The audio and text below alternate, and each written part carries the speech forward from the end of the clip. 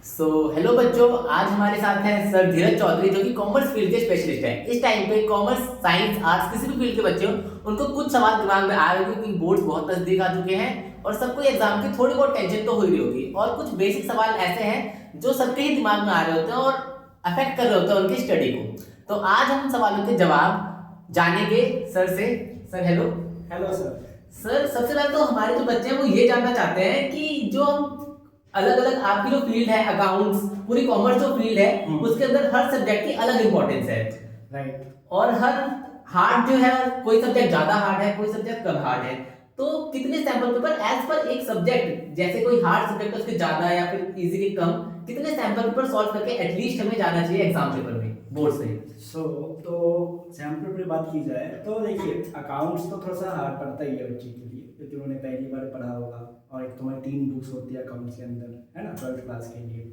और दूसरा आपका जो सब्जेक्ट है वो है इकोनॉमिक्स का। वो दो सब्जेक्ट आपको हार्ड पड़ेगा अगर आप अकाउंट्स है विदाउट मैथ के लिए। आपको अकाउंट्स और इको प्रिपेयर करना चाहिए, एटलीस्ट 5 पेपर्स तो करने ही चाहिए अकाउंट्स और इकोनॉमिक्स के लिए। बिजनेस क्या होता है, आपका केस स्टडी रहता है तो आप उसमें ज़्यादातर केस स्टडी कर लीजिए और एटलीस्ट 2 से 3 पेपर कर लेंगे तो इनफ हो जाएगा आपके लिए। साथ में आप इंग्लिश और बाकी जो कर सकते हैं तो आपका एटलीस्ट 3 to 4 सब में करना ही चाहिए। और सर मैथ्स? मैथ्स में करना, देखो मैथ्स का प्रैक्टिस पेपर होता है तो आपको कम से कम 6 to 7 पेपर तो उसमें करने ही होते हैं। तो मिनिमम इतने पेपर तो सॉल्व करके जाने ही बच्चों, क्योंकि एक एक्सपर्ट तुम्हें ये कह रहा है और इससे तुम्हें बहुत फायदा होगा। कॉन्फिडेंस, अच्छा हाँ, कॉन्फिडेंस से याद आया कि सर स्ट्रेस इस टाइम पे बच्चे को बहुत ज्यादा है। स्ट्रेस कैसे मैनेज करे बच्चा? पढ़ाई नहीं हो पा रही बच्चे से।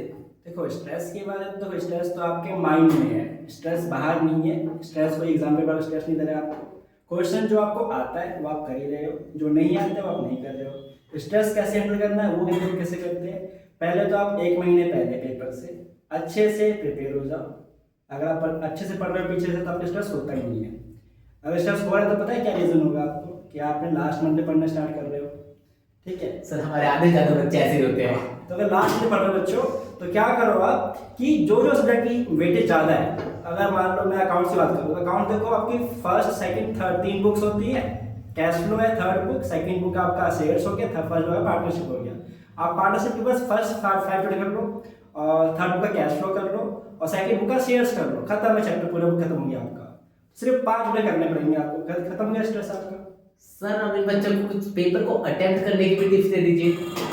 देखो पेपर अटेम्प्ट करने का तरीका होता है, एक आर्ट है ये। पेपर अटेम्प्ट करने का एक आर्ट होता है, कैसे अटेम्प्ट करना है, क्योंकि देखो एग्जामिनर जो है ना वो चाहता है कि कितने अच्छे से मुझे दे दो पेपर कि मैं चेक करके साइड हो जाऊँ। और आप सोचते हो कि उसको परेशान किया जाए एग्जामिनर को कि भाई मैंने पहले क्वेश्चन नंबर 1 किया फिर 30 कर दिया, 30 बार 1 कर दिया, फिर 2 कर दिया। तो ऐसा नहीं करना है। अगर आपको पेपर अच्छे से आता है ना तो सीक्वेंस में करो उसको। ठीक है, अगर आपको समझ में नहीं आ रहा है कि मान लो मेरे को समझ में आ रहा है कि तो हाई मार्क्स वाला पहले कर लूँ, हाईएस्ट मार्क्स पहले कर लूँ, तो आप लास्ट से स्टार्ट करो, सेक्शन डी पूरा करो, सेक्शन सी भी पूरा करो, ऐसे फिर अपना एमसीक्यू पे आ जाओ। कोशिश करो कि अपना मैक्सिमम पासिंग मार्क्स सिक्योर कर लो पहले, कि आप एटलीस्ट 30-40 मार्क्स तो लेके ही साइड हो जाओ। फिर अपने जिसमें गैस करना है गैस करो, एमसीक्यू गैस करने पड़ता है, कई बच्चों को भाई समझ में नहीं आ रहा है तो कर सकते हो। लेकिन अगर आपको 100% स्कोर करना है तो आप सीक्वेंस में कोशिश करोगे तो अच्छा रहेगा।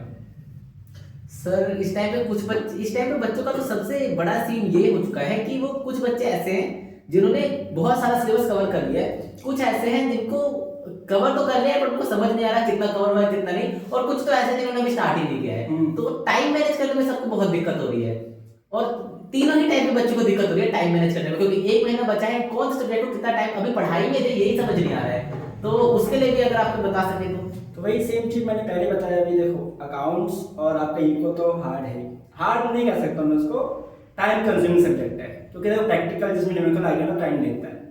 टाइम कैसे आएगा, प्रैक्टिस देनी पड़ेगी, और प्रैक्टिस मतलब कि आपको मल्टीपल क्वेश्चंस करने ही पड़ेंगे एक सब्जेक्ट के लेकर के।